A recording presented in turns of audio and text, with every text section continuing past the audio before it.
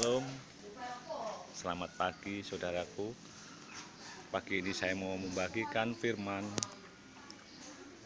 kebenaran firman Tuhan, di mana ada dua hal yang membuat sebuah kegagalan datang menghampiri dalam kehidupan kita.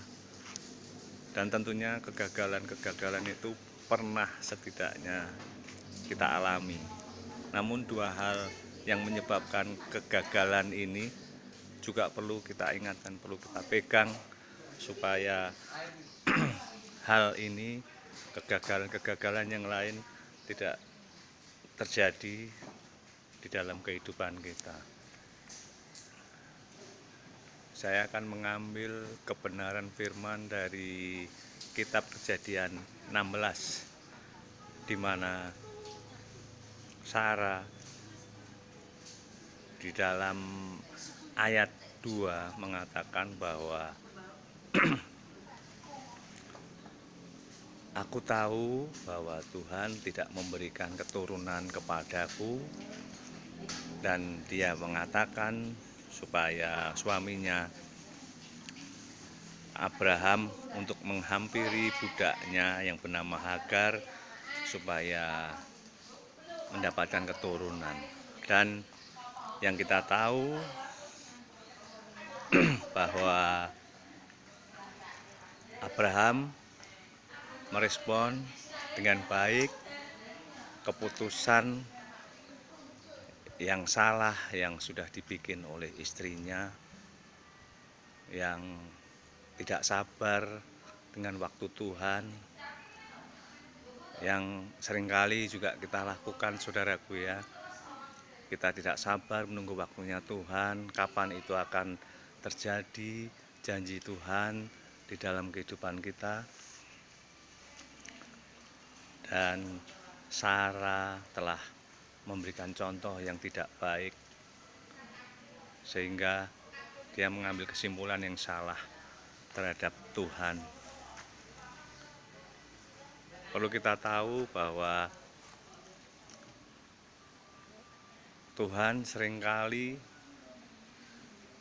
sepertinya waktunya sudah habis yang diberikan kepada kita, sehingga kita menyimpulkan hal tersebut bahwa Tuhan tidak akan memberikannya, padahal Tuhan sedang membuat rencana lain, memperpanjang waktunya mungkin, sehingga kita bisa lebih sabar lagi, untuk lebih percaya lagi akan janji Tuhan, menantikannya di dalam pengharapan.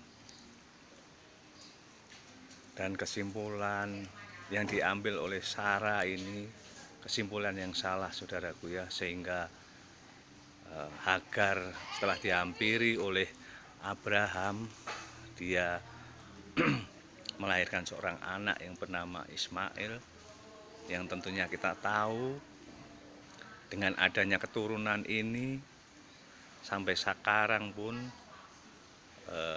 masih terjadi permusuhan antara keturunan Ismail dan keturunan Ishak.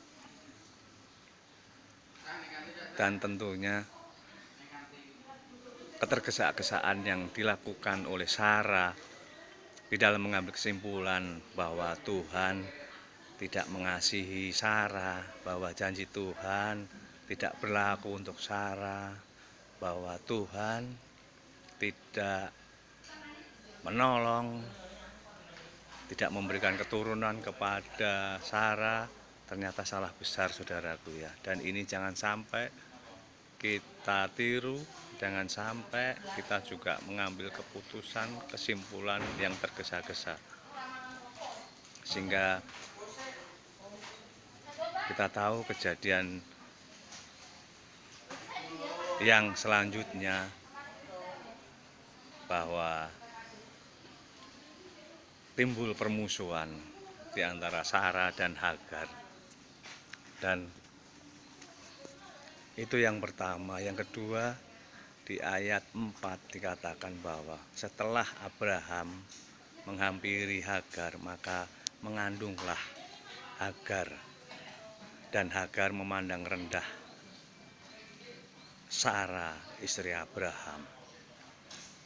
Yang kedua ini juga kita tidak boleh tiru saudaraku ya, dimana Hagar lupa akan posisi awalnya, dimana Hagar lupa akan kondisi awal dia seorang budak, seorang pelayan yang tidak punya harga diri, kemudian dibuat oleh Sarah sehingga dia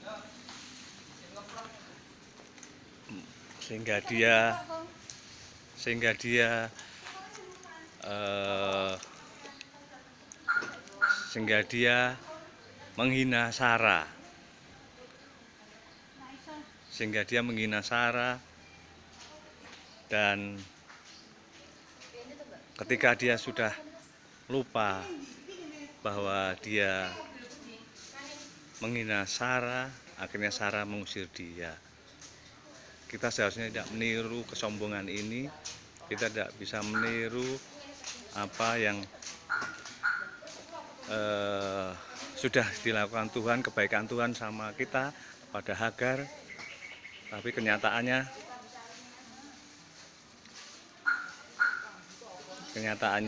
Hagar lupa.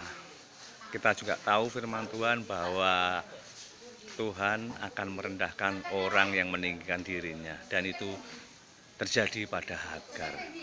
Untuk itu saudaraku, dua hal ini jangan kita lakukan, yaitu satu, jangan mengambil kesimpulan yang tergesa-gesa sehingga akan membuat sebuah tindakan kesalahan, dan kedua, kita harus ingat kebaikan Tuhan sehingga kita tidak perlu sombong, tidak perlu tinggi hati, tidak perlu lupa dengan apa yang sudah Tuhan perbuat, sehingga kehancuran, kemiskinan, pengusiran yang ditimpa oleh Hagar dia terima. Untuk itu saudaraku, pagi ini perlu kita jaga apa yang sudah Tuhan perbuat pada kita, apa yang akan dikerjakan Tuhan untuk kita. Kita harus menantinya dengan sabar supaya jangan kita tergesa-gesa untuk mengambil kesimpulan sebagaimana yang dilakukan oleh Sarah. Demikian saudaraku, kiranya dua hal ini yang mengakibatkan kegagalan dalam hidup kita tidak terjadi dan tidak kita alami, tidak kita kerjakan. Terima kasih, Tuhan memberkati.